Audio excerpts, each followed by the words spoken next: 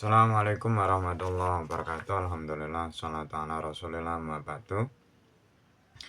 Balik lagi kita akan mengkaji kitab Al-Matnu Syarif Al-Mulaqab bi Fathil Latif, satu kitab karya dari Al-Alamah Syekh Muhammad Khalil bin Abdul Latif Al-Bangkalani.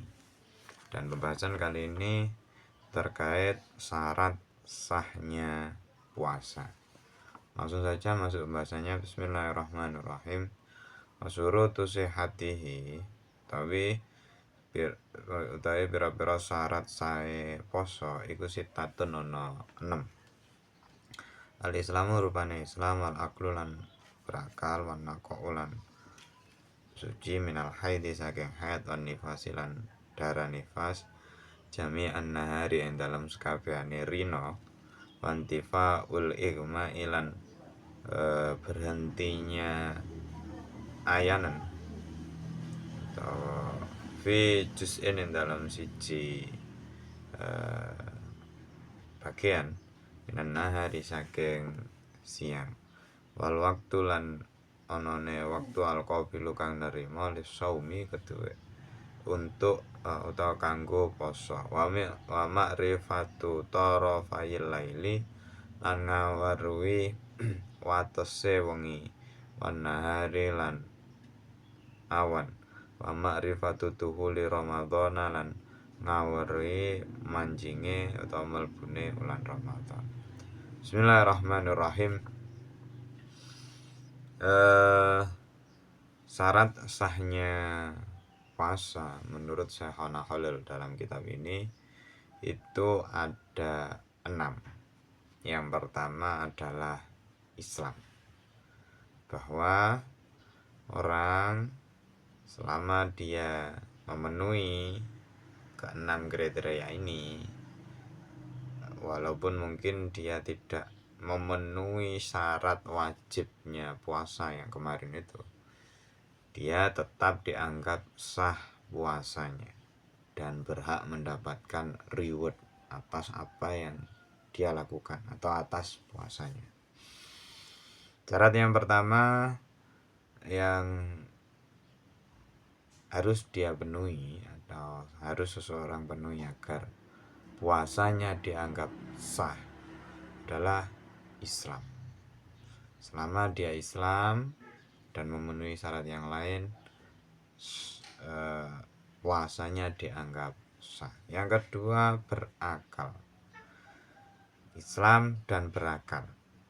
Sedangkan baligh tidak menjadi syarat sahnya, yang artinya bila seseorang Islam dan berakal tanpa atau belum baligh,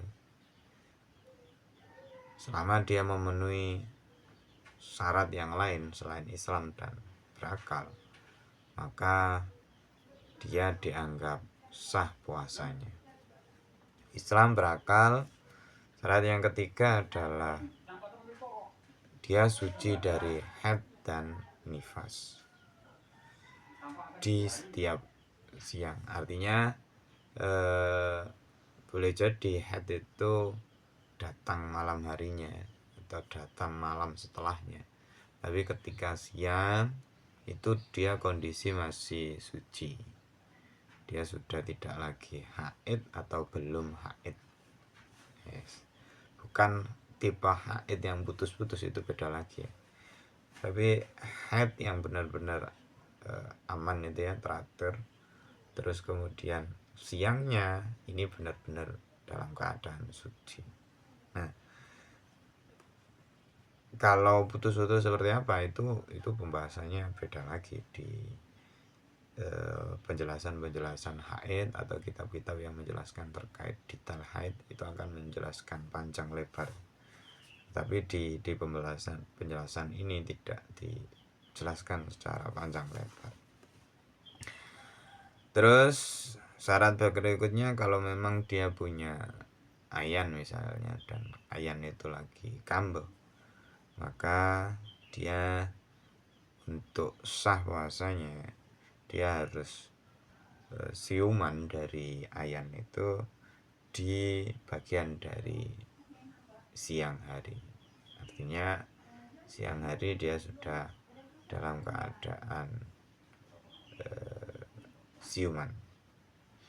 Terus yang menjadi syarat sah berikutnya adalah adanya waktu yang menerima puasa. Artinya di adanya siang hari ya, tentu saja. Kalau tidak ada waktu siang, tentu saja kapan terus kemudian seseorang hendak berpuasa. Di samping itu al-waktu al-qabil lisoim ini juga berkaitan dengan hari-hari diharamkannya puasa. Jadi selama itu bukan hari-hari yang haram diharamkan puasa, seperti hari raya itu kan diharamkan puasa, itu selama hari-harinya sah digunakan untuk puasa, ketika dia puasa ya sah-sah saja. Dan syarat berikutnya yang kelima adalah seseorang tersebut mengetahui mana batas malam dan siang.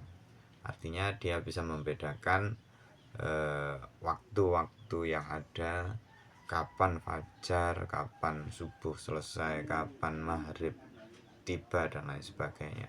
Sebagai penanda dia tahu betul kapan harus berhenti makan dan minum dan kapan boleh makan dan minum lagi. Terus yang terakhir adalah mengetahui masuknya bulan Ramadan. Ini juga penting agar dia bisa dipastikan tahu betul kewajiban dia atau kewajiban atau waktu ia berpuasa. Ini berkaitan dengan niat nanti dia hendak ngapain, puasa apa. Kalau memang puasa Ramadan ya dia harus tahu betul kapan waktu Ramadan mulai atau kapan tanggal 1 Ramadan. Setidaknya dia tahu itu dari pengumuman atau iklam, informasi-informasi valid yang dia yakini bahwa itu benar. Terus untuk hal-hal di luar Ramadan, misal hari Senin, hari Kamis atau puasa-puasa sunnah yang lain, itu dia tahu betul bahwa apa yang dia niatkan di dalam puasa tersebut. Ini saya puasa hendak melaksanakan apa, puasa Senin Kamis, puasa sunnah